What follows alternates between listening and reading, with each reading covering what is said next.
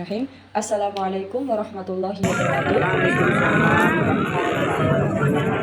Innal hamdalillah nahmaduhu wa nasta'inuhu wa nastaghfir wa na'udzu billahi min shururi anfusina wa min sayyiati a'malina may yahdihillahu fala mudilla lahu wa may yudlil fala hadiya lahu. Asyhadu an la ilaha illallah wa asyhadu anna Muhammadan 'abduhu wa rasuluh.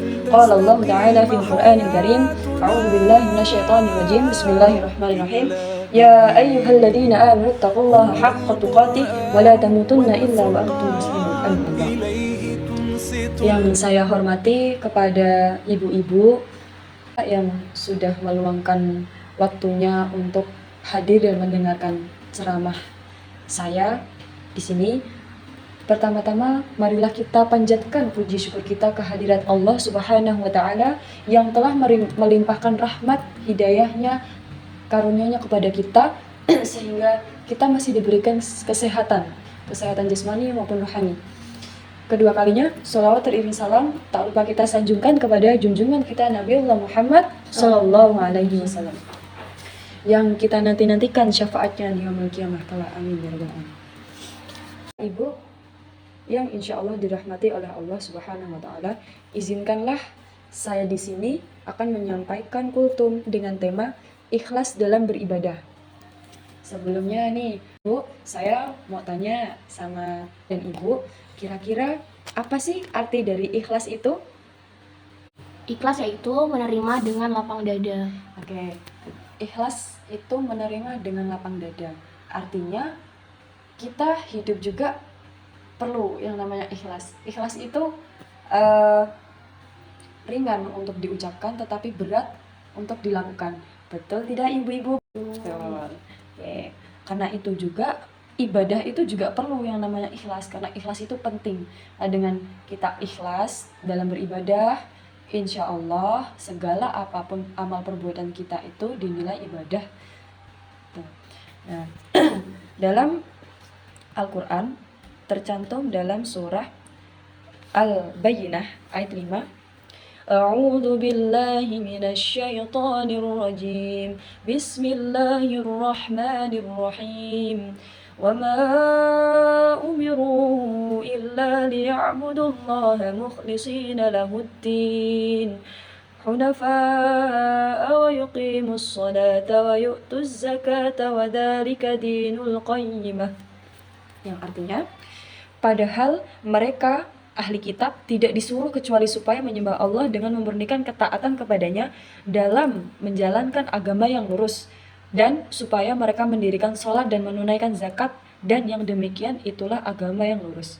Arti dari ayat di atas itu menjelaskan bahwa agama yang kita sebagai umat atau hamba itu disuruh beribadah dengan agama yang lurus. Artinya ada sangkut pautnya dengan ikhlas. Agar apa? Agar kita mendirikan sholat, menunaikan zakat itu juga dengan lurus gitu. Jalannya itu tidak belok-belok gitu. Adapun pun terdapat dalam surah Az-Zumar ayat 65. وَلَقَدْ أُوحِيَ إِلَيْكَ وَإِلَى الدِّينِ مِنْ قَبْلِكَ لَمَنْ أُشْرَكْتَ لَيَحْبَطَ عَمَلَكَ وَلَتَكُونَنَّ مِنَ الْخَاسِرِينَ. Yang artinya, sungguh benar-benar telah diwahyukan kepadamu dan kepada orang-orang sebelummu, sungguh jika engkau mempersekutukan Allah, niscaya akan gugurlah amalmu dan tentulah engkau termasuk orang-orang yang rugi.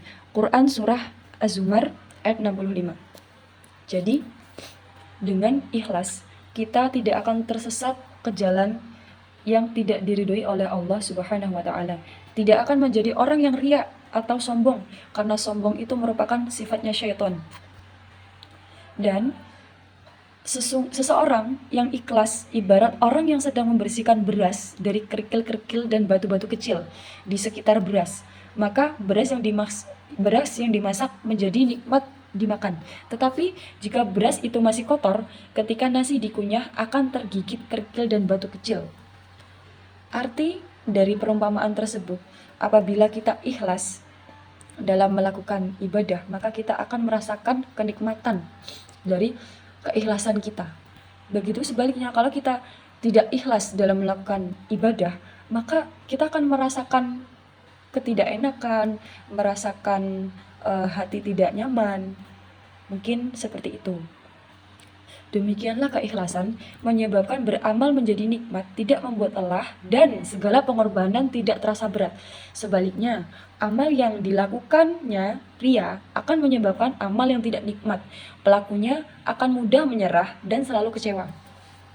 Rasulullah Shallallahu Alaihi Wasallam bersabda, ikhlaslah dalam beragama, cukup bagimu amal yang sedikit. Dalam hadis lain, Rasulullah Shallallahu Alaihi Wasallam bersabda, sesungguhnya Allah tidak menerima amal kecuali dilakukan dengan ikhlas dan mengharap ridhonya.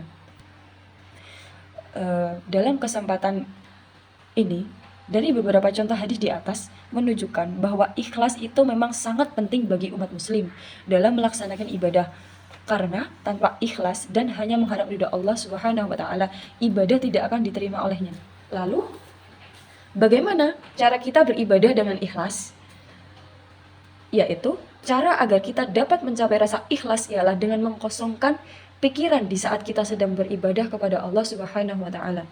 Jadi, kita hanya perlu memikirkan Allah, sholat untuk Allah, zikir untuk Allah, semua amal yang kita lakukan hanya untuk Allah.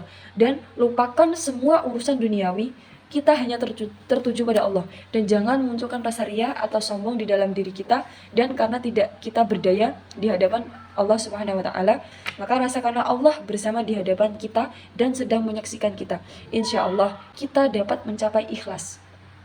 Mudah-mudahan kita semua, Bapak dan Ibu, untuk kita semua, kita termasuk orang-orang yang